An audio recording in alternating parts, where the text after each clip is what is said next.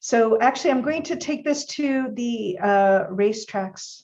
So Sian, I want to find out what you're doing during the day or whatever you want to share about a day in the life, because I already have an image in my mind about the McLaren building. So take us to the races. Yeah, we're going to take it back a step first with where it all started. So as we've said, McLaren was my moment of inspiration, but the next place for me was this. I don't really have any photos of me, so we're just going to go on a little adventure and relive the places I've been. So this is the University of Bath that you can hopefully see behind me. And this was where I studied mechanical engineering, having fallen in love with that first impression at McLaren. And a little bit like Claudia, my story is kind of interspersed with internships and different opportunities that really gave me a taste of what I could do as an engineer. So whilst I was studying mechanical engineering, the first internship I did was with McLaren. You're going to get bored of hearing the word McLaren, but that was the first internship. And I worked in crash testing, which was really interesting. Watching supercars be crashed into walls was both devastating, but also fascinating at the same time.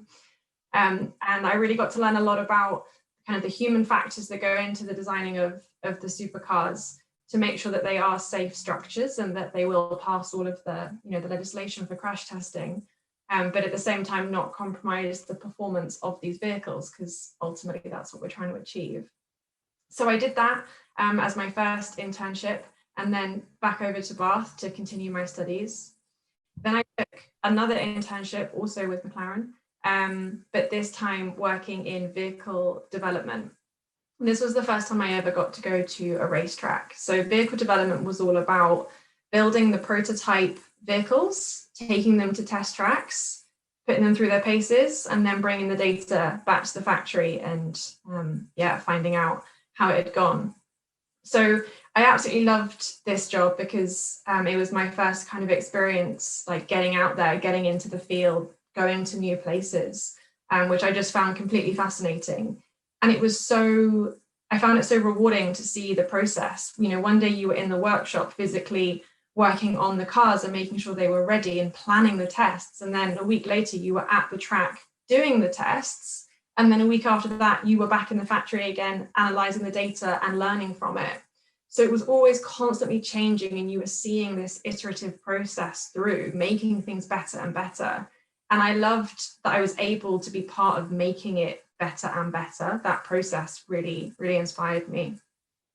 So then back over to Bath again, another bit of studying.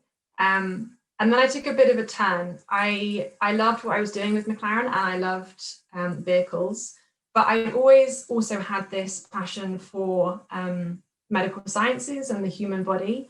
So I dabbled with the idea of being a medical engineer. So I was trying to find a way of getting some experience of this and seeing if I enjoyed it. So my master's project for my degree was all about using ultrasound to monitor fractures and fracture healing, to try and reduce the reliance on X-rays because of the radiation, which we've been hearing a lot about. So we developed a technique that you could use ultrasound instead. So you could imagine if you've broken your arm, rather than having to go and get an X-ray, you could just pop to your GP surgery, and a little bit like a sonogram, they could, run a little ultrasound machine up and down your arm and decide if it's broken and track the healing. So I spent some time doing that for my master's and absolutely loved it and was like, great, I want to be a medical engineer. But in the back of my mind, I couldn't quite let go of those race cars and those racetracks.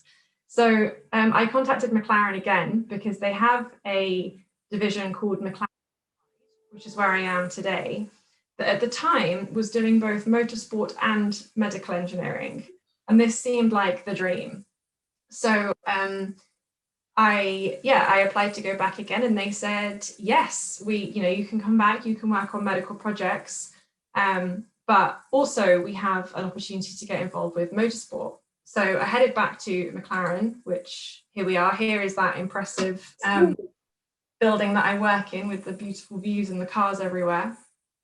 So I came back to McLaren again, this time employed as a medical systems engineer. So my day job was all about making sure that we were following the right processes and asking the right customer needs, designing new medical products. And I worked on some really cool stuff like a lower body exoskeleton to help patients with spinal cord injury or stroke. So basically a pair of legs for people who were struggling to use their own legs. I worked on a device that monitored knee function after total knee replacement surgery that was all about helping gather data on the range of motion of your knee after the surgery. And this data was sent back to your physio and to your medical team so that rather than you just turning up to your physio appointment and the physio saying, oh, how's your knee been? And you being like, oh, it's awful, it really hurts.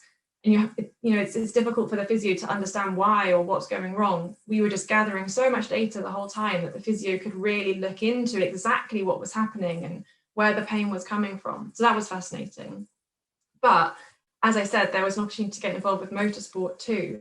So during the most of the weekdays, I was working as a medical engineer, but at the weekend, I was going to the racetrack and starting to learn about high voltage batteries. So I did the two side by side for a little while, but that was quite challenging. They're very different fields, very different kind of headspaces to be in. And I couldn't really commit fully to either. So I made the decision in the short term to move into the world of motorsport full time and really give it a shot, knowing that my medical skills are still there. And I can always go back to that later in life. Some of the other speakers have talked about diversity and opening doors.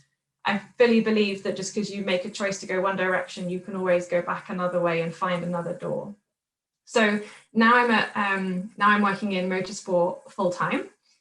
These are Formula E cars in the background, racing around street circuits. And Formula E is an electric racing series that visits street circuits all across the world to promote sustainability and pave the way for new technology that will filter down into road cars so that we can move away from petrol and from diesel and from fossil fuel based vehicles and move towards electric vehicles.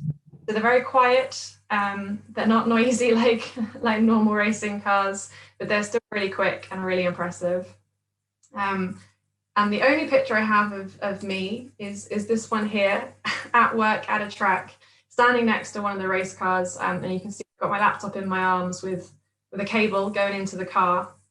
That cable is routing all the way through the electrical harnesses in the car and to the battery itself. And I am downloading data from that battery and analyzing it, making sure that it's healthy. And to give you a bit of context, I think I do have a picture of the battery. Here we go. Oh, I'm right in the middle of it. So obviously this is not me with the battery, but this is the battery. You can see it's pretty big. I think people underestimate how large the batteries are, but it's a really impressive piece of technology, and I'm really excited to kind of be part of developing the next generation of electric batteries. And knowing that one day we'll all be driving around in electric cars, and I've been a part of that. So that's my story to where I am today. Thank you so much, Sian. This is great. And what a connection that you have, Sarah, the two of you. There's the connection already. And did you know coming in, this is wonderful when this actually uncovers itself during one of our broadcasts. So I love this. And I love also hearing about the things that you loved to do, the things that you studied and how that ended up working. You just brought that from one thing to the next and just kind of naturally went. And also, it's something that I also say to anyone who's also in studying, keep your eyes open and your opportunities wide, because even if we come in with a very fixed idea, you never know what might appear and you can go and try something brand new. So I imagine, Sian, if someone said to you, 10, 11 years ago, by the way, you're going to be doing motorsports and everything, you'd be like, no, I'm going to be on the medical side. This is what I'm doing, a medical engineer. You would have been like, no. So it's amazing how our journeys change along the way.